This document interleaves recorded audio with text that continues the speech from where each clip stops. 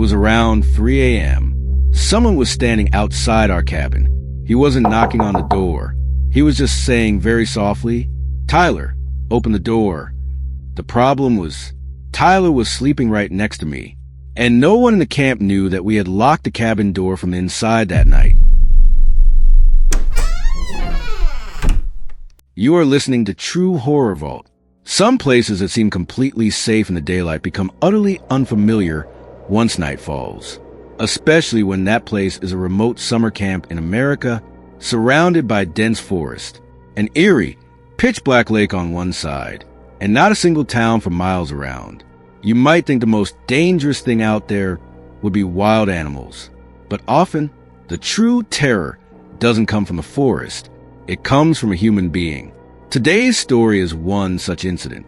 Reconstructed from the account of a former camper, this story features no supernatural monsters. There's only an isolated camp, a locked cabin, and a stranger who had absolutely no business being there. Turn down the lights. Put on your headphones, if you have them, because now we are heading back to a remote summer camp in Maine. My name is Alex. When I was 12 years old, I went to summer camp in Maine for the first time. I am deliberately withholding the name of the camp, because even though this happened nearly 15 years ago, I still feel a strange, suffocating pressure in my chest whenever I think of that place. The camp was situated beside a massive lake, tall pine trees everywhere, small wooden cabins, a dining hall, an old wooden pier, and countless narrow trails winding through the deep woods. For the first few days, I thought the place was incredible. In the mornings, we would swim in the lake. In the afternoons, we went canoeing. By early evening, we hiked the trails. And at night, everyone gathered around the campfire to tell stories. There were 6 of us in total in our cabin. Me, Tyler, Ben, Chris, and 2 older guys who were in charge of our cabin. One of them was named Jake, and the other was Marcus. Marcus was our counselor. He was about 24 or 25 years old. A very calm, soft-spoken guy. But on our 4th night at camp, I realized for the first time Marcus wasn't always that calm. That night after dinner, we were sitting near the campfire. Suddenly, Marcus stood up. He stared toward the tree-line in silence for a few seconds. Then he said, "Everyone, head back to your cabins." I thought maybe it was going to rain, but the sky was completely clear. I asked, "Why?" Marcus paused for a second and said, "Nothing. Just get inside, everyone." There was something in his tone, a tone I had never heard from him before. We all went back to the cabin. But that night, before we went to sleep, I stood by the window and looked outside. Most of the camp lights were off by then. The lake looked almost pitch black. Staring into the forest, you couldn't see a thing. Then I heard a sound, the snapping of a dry branch somewhere far off. Crack. I stepped back from the window. Then again, crack. It sounded as if someone was walking through the woods. I called Marcus over. He walked up and stared out the window. After a few seconds of silence, he shut the window tight. Then he said, "Alex, don't go near the window tonight." I chuckled and asked, "Why?" He didn't answer. He simply said, "Go to sleep." The next morning, I forgot all about it, but the night hadn't forgotten me. 2 days later, a strange incident occurred at our camp. A camper had gone missing. His name was Ethan. He was a year older than us. Around late afternoon, everyone was gathered and told that Ethan had accidentally wandered off onto a different hiking trail. The counselors set out to search for him. About 2 hours later, he was found. He was sitting near an old service road deep inside the forest. His clothes were covered in mud. Scratches lined his knees. And the strangest part, he refused to talk to anyone. That night, I asked him, "What were you doing out there?" Ethan looked at me and said, "I wasn't alone." I laughed lightly and said, "Then who was with you?" He stayed quiet for a moment and whispered, "A man." I thought he was joking, but there was no trace of a smile on his face. I asked again, "Someone from the camp?" He shook his head. "No." Then, in a very low voice, he muttered, "I've never seen him before." I didn't ask anything further. But that very night, everything changed. We fell asleep around 10:30. I don't know how long I had been sleeping. Suddenly, tap, my eyes snapped open. There was a sound at the cabin door. I thought maybe a tree branch was hitting against it in the wind. Then again, tap, tap. I sat up in bed. The room was dark. Tyler was sleeping right next to me. Jake was asleep too. I stared at the door. Then a very low voice called out from the outside, "Tyler?" A cold shiver ran straight down my spine. I looked at Tyler. He was still fast asleep. The call came from outside once more. "Tyler, open the door." I shook Tyler awake. Groggy, he mumbled, "What happened?" I couldn't answer. I just kept staring at the door. Then, through the gap under the door, a shadow appeared. Someone was standing right outside. That was when I realized this wasn't a camp counselor. Because according to camp rules, if a counselor knocked at night, they had to identify themselves. And most importantly, our cabin door was locked from the inside. I very quietly woke Jake up. The moment he sat up, I whispered, "Someone is outside." Jake looked toward the door. The color drained from his face instantly. He gestured for us to stay completely quiet. Then very slowly, he crept up toward the door. Outside was complete silence. Then the door handle moved. Click. Once. Twice. Then again. Click. Someone was trying to open the door from the outside. Tyler started to cry. I clamped my hand over his mouth. None of us made a sound. Suddenly, that same voice came from outside. Except this time, it was a whisper. "I know you're in there." I felt like my heart was pounding so hard the man outside could hear it. Then, footsteps, slowly moving away from the door. One step, then another. Creak, creak. He was walking along the wooden porch, moving further away. We waited for nearly 5 minutes. No one moved. Then Jake very gently pulled a sliver of the window curtain aside. I peered over his shoulder. At the edge of the forest, a man was standing. He was staring straight at our cabin. He was wearing a dark jacket, a cap on his head. His face was obscured by the darkness. He wasn't moving, just standing there. After we stared for a few seconds, the man suddenly turned and vanished into the woods. Jake immediately shut the curtain. A few minutes later, Marcus came and unlocked the door from the outside, flashlight in hand, terror written across his face. He looked at us and asked, "Did someone come outside?" Jake said, "Yes." Marcus stayed silent for a moment. Then he asked, "Did he speak?" Jake nodded. Marcus closed his eyes. In that moment, I realized he had known about this man all along.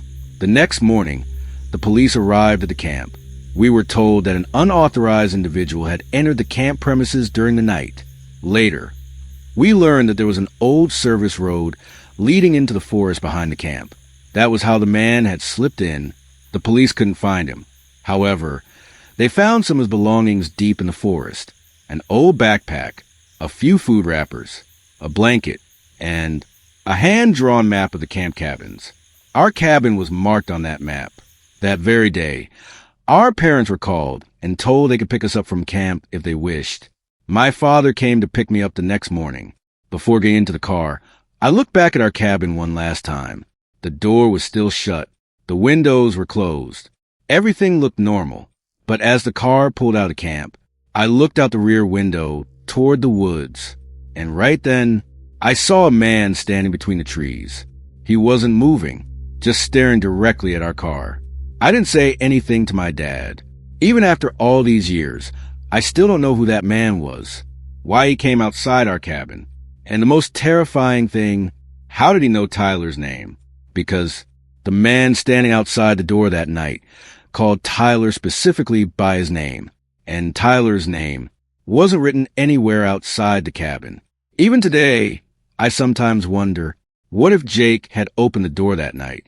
Maybe I wouldn't be here today to tell you this story. And that was the last summer camp of my life. I woke up at 2:13 a.m. Everyone in the cabin was asleep, but outside, someone was calling my name from the direction of the lake. "Chloe?" I went to the window and pulled back the curtain. A figure was standing at the edge of the lake. Then he began walking into the water, and right then, Emma, sleeping behind me, whispered, "Chloe, close the window. That's not a human." My name is Chloe. I was 17 years old at the time. That was my final summer camp. The location was an old summer camp nestled in the mountainous region of Northern California near Lake Tahoe. The camp wasn't known as a haunted place by any means. In fact, it was beautiful. Crystal blue water, tall pine trees, mountain slopes, and small wooden cabins lining the lake. My best friend Emma and I shared the same cabin.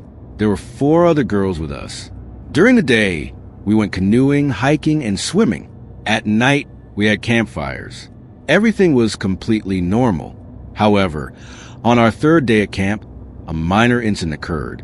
One that didn't seem very important to us at the time. Behind our cabin was an old wooden dock. No one was allowed to go there at night because part of the dock had rotted away. One night, Emma and I were standing outside, looking out at the lake.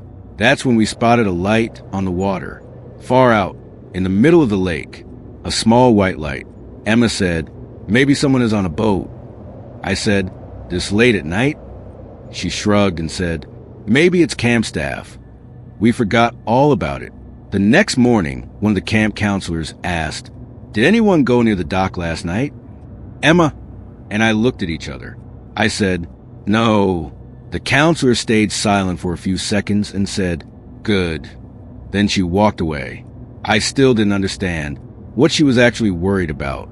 The 3rd night, it was around 11:30 that night. Everyone had fallen asleep. I was still awake. It was windy outside. The wooden walls of the cabin creaked softly now and then. Creak. I was lying in bed, looking at my phone. Suddenly, Emma whispered, "Chloe." I said, "Yeah." "Do you hear something?" I put my phone down.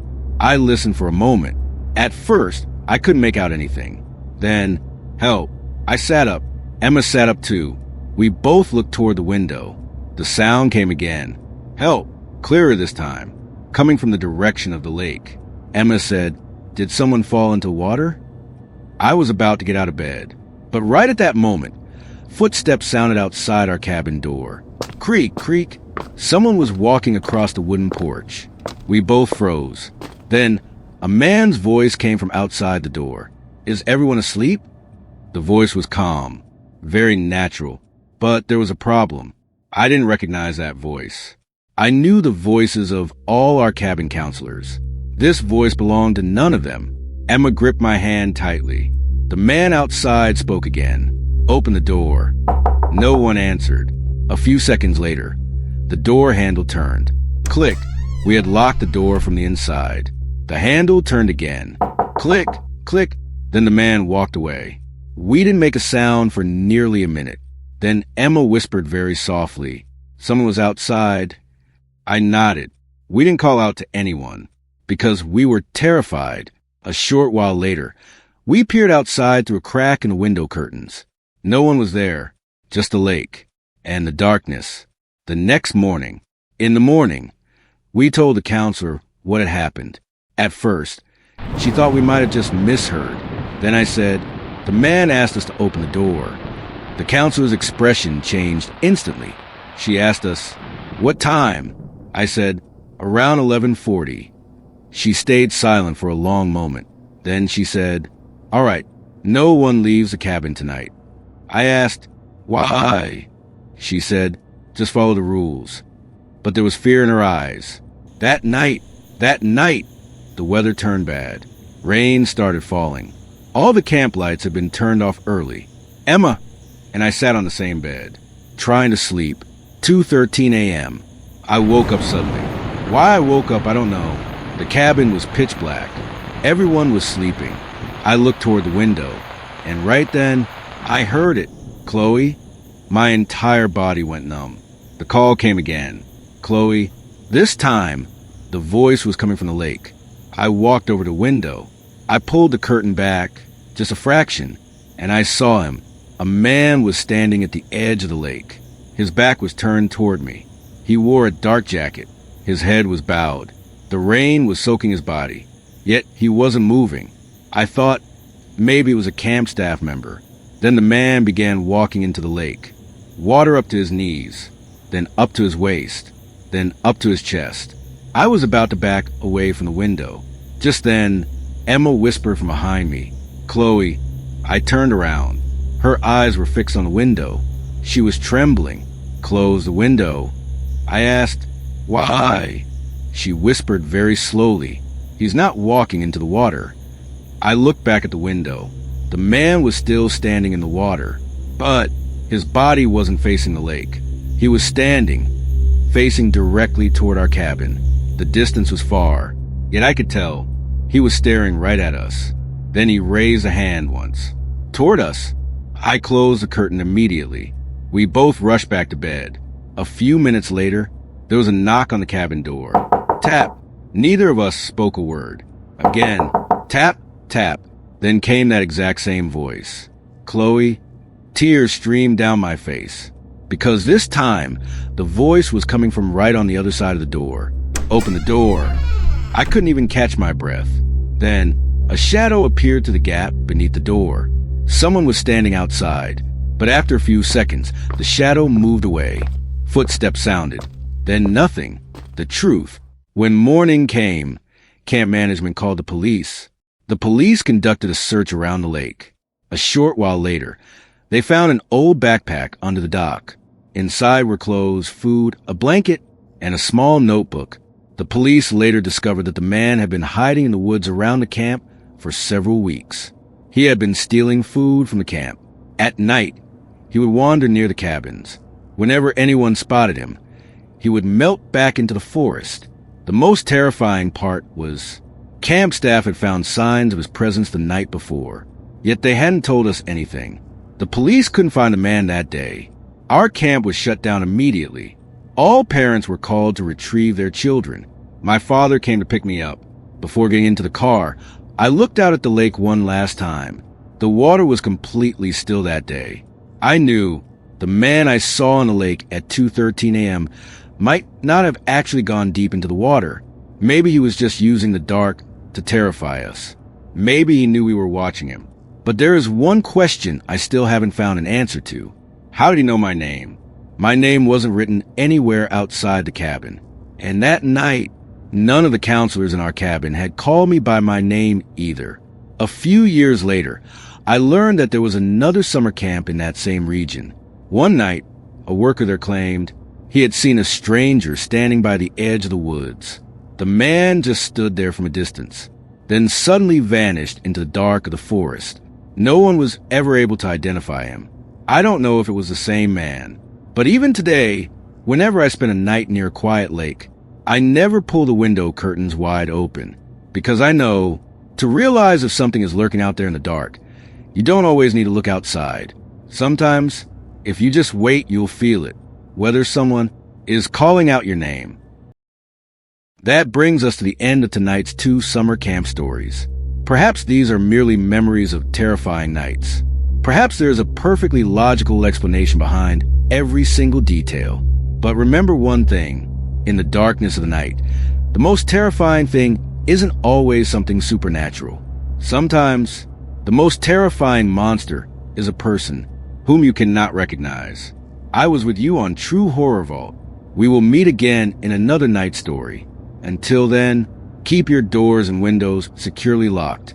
And if someone calls your name in the dead of night, think twice before you answer, because the person you think is standing outside might have been waiting for you for a very long time. Good night and stay safe.